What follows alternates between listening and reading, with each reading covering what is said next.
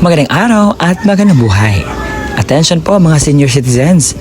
Pag-usapan natin ngayon ang payout schedule na makatanggap po kayo ng 3,000 pension sa July 18, 2026 and that is Saturday. Ang mga importanteng announcement ay dapat niyo pong malaman.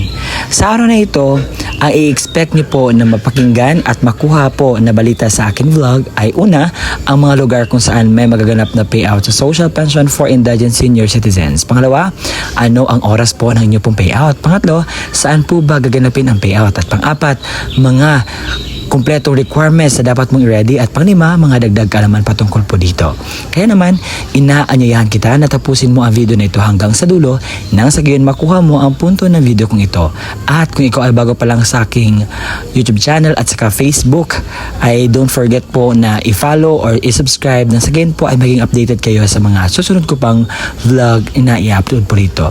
Sa mga nagtatanong kung legit ba itong aking sinasabi, yes po, may basehan po tayo dahil ipinapakita ko po ang mga resibo ng mga announcement at yung mga pangalan sa mga kasali. At hindi na po natin papatagalin pa ang oras mag-usapan ng bagay na ito. Let's go! Sa City of Lapu-Lapu sa Barangay Luok ay meron pong magaganap na social pension payout sa July 18, 2026 at that is Saturday. At maganap po ang inyong payout sa Luok Covered Court. Ito po ang announcement. Sa alas 8 hanggang alas 4 po ng hapon po ang inyong pong payout na gaganapin. Kaya naman, puntahan niyo po. Sa Munisipyo Sitio Malagpayaw Poblasyon ay meron pong magaganap na validation para sa mga potential na magiging social pensioner for indigent senior citizens. Ito po ang mga listahan na kasali po sa EVA-Validate. Sa Bais City sa Barangay Cabanlutan ay meron pong announcement dahil meron pong magaganap na payout sa July 18, 2026 alas 8 hanggang alas 3 pa ng hapon sa Mother Rita Homes Covered Court. Sa Mactan Gymnasium ay meron po magaganap na payout sa social pension sa July 18, 2026 alas 8 ng umaga. At ito po ang mga listahan sa mga kasali po sa payout.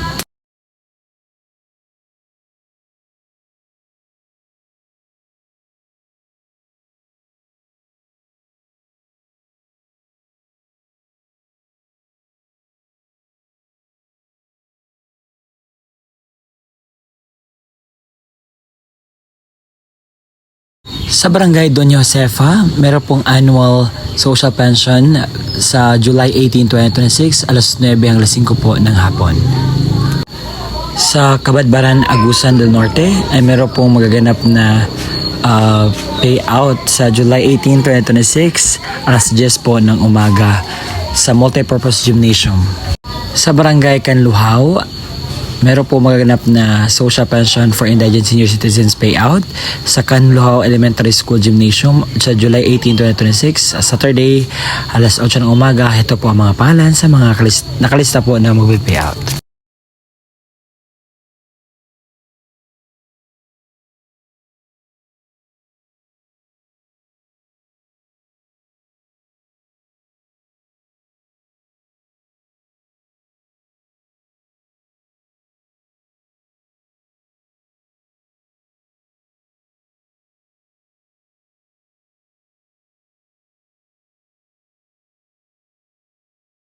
Sa Barangay San Jose, Santa Catalina, Negros Oriental ay meron pong announcement. Sa Poblacion Covered Court, Saturday, July 18 sa Barangay Poblacion, Cubalacan, Caronoche, San Jose, Talarak, Nagbinlod, Kawitan, Alangilan. Ang mga lugar kung saan may magaganap na payout o bigayan ng pensyon para sa ating mga minamahal na kwalipikadong senior citizens. Sa mga nagtatanong, sir, totoo ba itong sinasabi mo? Hindi ba ito fake news? Hindi po iyan fake news dahil naka-include na po ang mga details na dapat nyo pong ma-inculcate, malaman, maramdaman. Kasi gusto ko pong sabihin sa inyo, dahil maraming nasabi, fake news namang sinasabi nyo.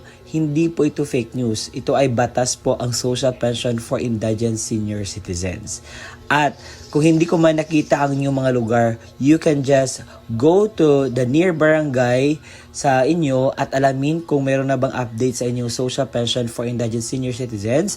Kung kasali ka pa ba, meron bang update o ano ba ang gusto mong malaman na-increase patungkol po sa inyo pong magaganap na pensyon. Baka yung iba hindi na nakatanggap dahil meron pong validation. Kapag hindi ka pa makapunta sa validation, automatic tanggal ka na po. And sir, ano ba yung mga requirements nito para payout kami? So ito po ang kumpletong requirements na dapat mong i-ready. Social pension requirements. Kapag ang senior citizens mismo ang pupunta sa venue, ito po ang kanyang dalhin. Una, original OSCA ID at national ID. Pangalawa, photocopy ng senior citizens ID na may 3 lagda o thumb mark sa hindi na po makakapirma. Kung ang representative ng senior citizens naman ang kukuha, ito po ang dapat niyang dalhin. Una, original at photocopy ng ID ng senior citizens ID na may 3 lagda o thumb mark sa hindi na po makakapirma. Original at photocopy ng valid ID ng representative o government issued ID lamang na may 3 lagda o thumb mark sa hindi na po makakapirma. Sulat, pahintulot or authorization letter mula sa senior na mayroong pirma, thumb mark at naayon sa format mula sa DSWD, makukuha po ito sa inyo pong barangay. Pang-apat, kopya ng litrato ng senior citizens na may kasamang representative na may hawak na updated newspaper. Kung ang kukuha naman ay representative ng namayapang senior, ito po ang kanyang dalhin. Una, original at photocopy ng ID ng senior citizens or certificate of membership mula sa OSCA kapag wala na itong OSCA ID na photocopy. Pangalawa, original at photocopy ng government issued ID ng representative. Pangatlo, original na kopya ng death certificate na naka-certified true copy. Paunawa, ang mga namayapang pensioner ay makatanggap lamang ng kanilang pensyon depende sa quarter kung kailan mao ang alinsunod sa alintunin mula sa DSWD. At yun po ang kumpletong detalye sa inyo pong makukuhang pensyon sa araw po na aking sinasabi. Salamat po sa pakikinig hanggang sa susunod na aking upload. Bye-bye.